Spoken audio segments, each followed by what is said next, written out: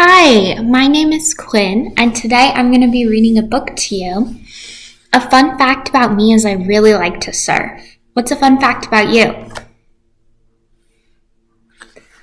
So today I'm going to read the book, The English Roses by Madonna. This was one of my favorite books because I like all the pictures. So, alright. Get to the book where it actually starts. At the title page. Isn't that pretty? The pink.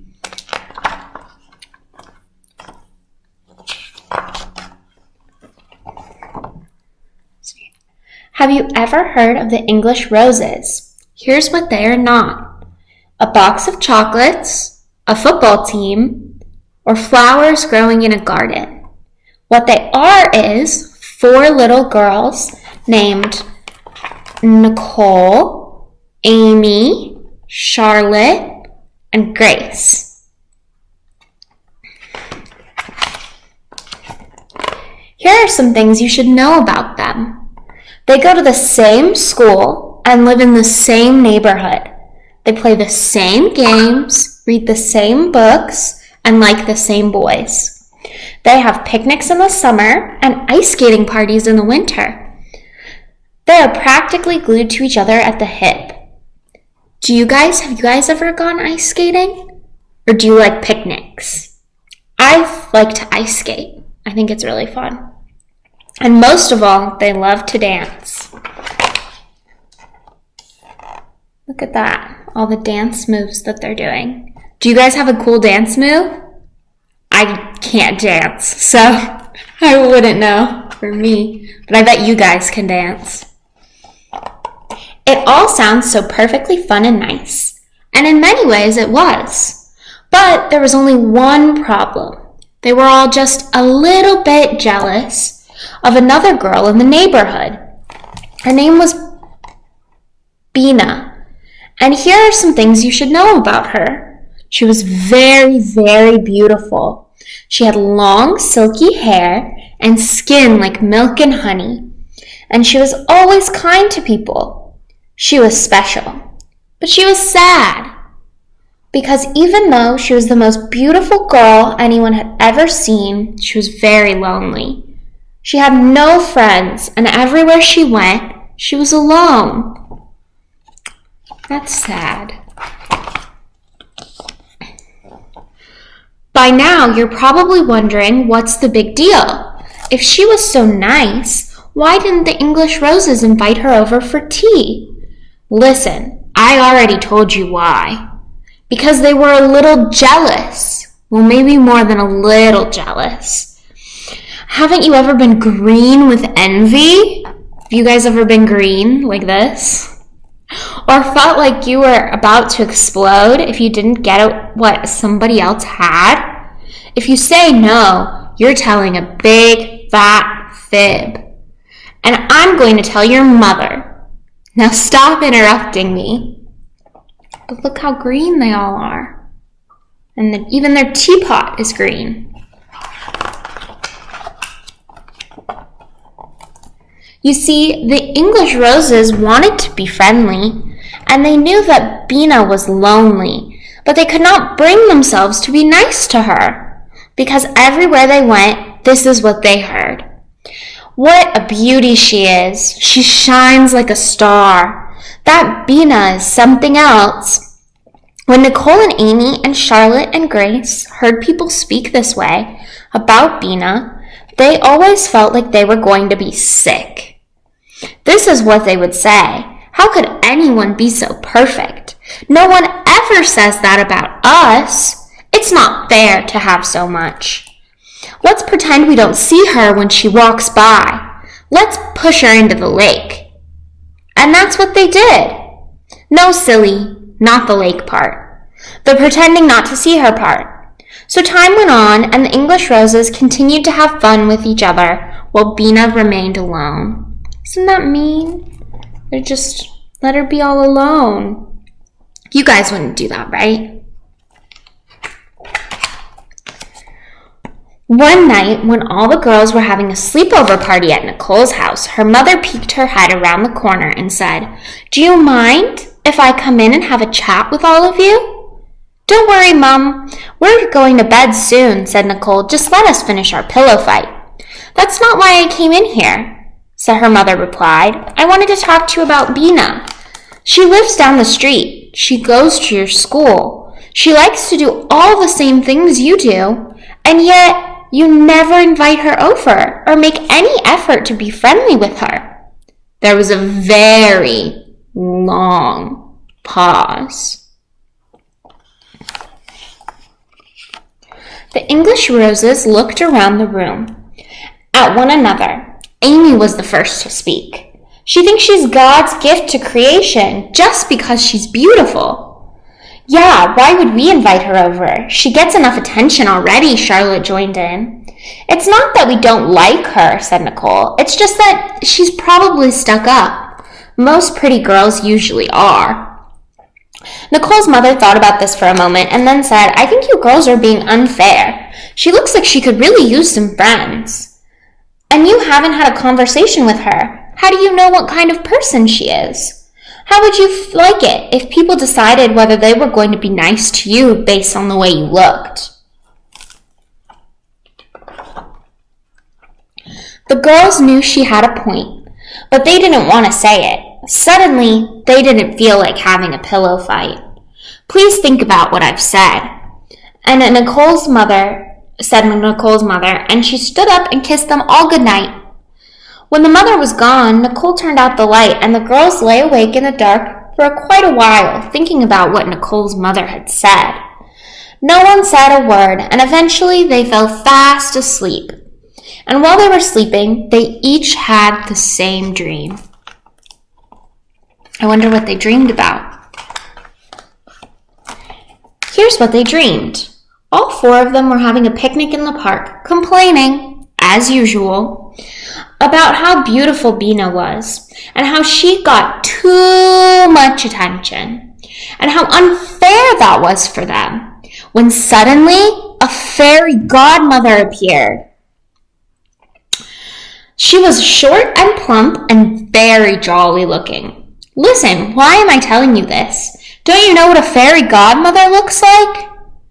Anyway, she landed right on top of Charlotte's sandwich. "Oh, excuse me, is that pumpernickel bread?" she said, sniffing the air. "I just love the smell of pumpernickel." Do you guys like the smell of pumpernickel? I like pumpernickel bread. The girls sat and stared at her with their mouths open, because they had never seen a fairy godmother before. "Ahem," said the fairy godmother, clearing her throat. "Now where was I? Oh yes, I couldn't help but overhear your conversation, and it sounds like you are quite dissatisfied with who you are, which makes me very unhappy, and I would like to offer you the opportunity to be someone else." "What do you mean?" asked Charlotte, pulling her sandwich out from underneath the fairy's bottom. "What I mean," replied the fairy, "and please do not interrupt me, is that if you are so jealous of Bina, then by all means you should be someone else. In fact, perhaps one of you would even like to trade places with Bina." "Oh, that's silly. How could we possibly become someone else?" interrupted Grace. "Well, if you would just let me finish," harumphed the fairy. "When I sprinkle my magic dust over you, you can be whoever you'd like. But first, you might want to fly over Bina's house with me and spend some time with her, just to make sure that her life is to your liking. Or anyone else's, for that matter." The girls all gulped and nodded, and finally Nicole said, But she'll see us looking through the window, and she'll think we're burglars or something." "Yeah, she might call the police," added Amy.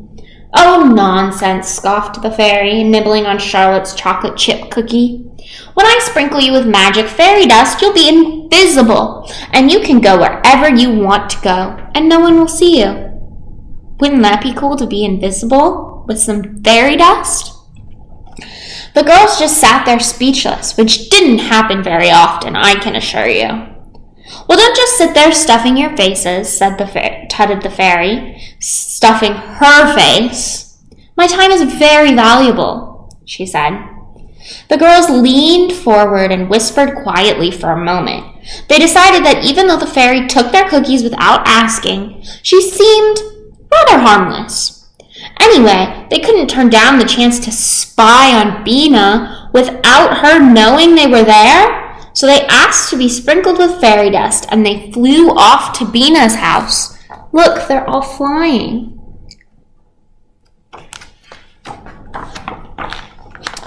Suddenly, they found themselves sitting around Bina's kitchen table, and there, on her hands and knees, was Bina, scrubbing the floor.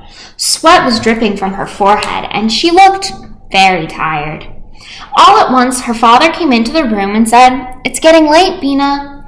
I think you should start cooking dinner. I'm going to go outside to fix the car." Bina smiled and said, "Okay, Papa." And then he was gone. Bina proceeded to do a multitude of tasks. When she finished cleaning the floor, she peeled the potatoes, chopped the onions, set the table, scaled the fish. She washed and ironed the clothes, and finally, she emptied the trash. The English roses couldn't believe their eyes. They had never seen a girl work so hard in their lives. "She reminds me of Cinderella," said Amy. "She looks like she hasn't combed her hair in a week," said Charlotte. "Where is her mother?" asked Nicole. "She doesn't have a mother," replied the fairy godmother. "She lives alone with her father, and he works all day, so when she comes home from school, she has to clean the house, wash the clothes, and cook the dinner." "You mean she does it all by herself?" asked Grace. "Yes, you ninnies," answered the fairy. "I just said she lives alone with her father." "She died. What happened to her mother?" asked Nicole. "She died a very long time ago. Poor thing," sighed the fairy. "As you know, Bina has no friends, so she spends all of her time on her own."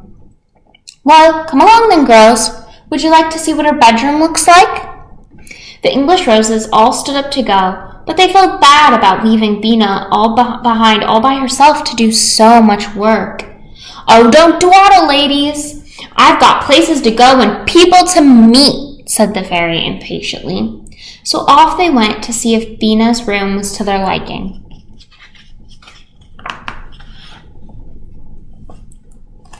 They were not prepared for what they saw. A simple room with a single bed, a chest of drawers, and a shelf full of books. And of course, there was a doll, but only one. Can you believe it? Well, you better, because I'm telling you. There was one picture in a frame on the bedside table, and all the girls gathered around to see who was in the picture. It was a beautiful photograph of Bina's mother. Nicole's eyes began to fill with tears. "I feel so bad," she said. "It must be awful not to have a mother. She must feel terribly lonely," said Charlotte. "And we haven't been very nice to her." "Well, what do you say?" interrupted the fairy godmother. "Anyone want to trade places?" There was a very long pause.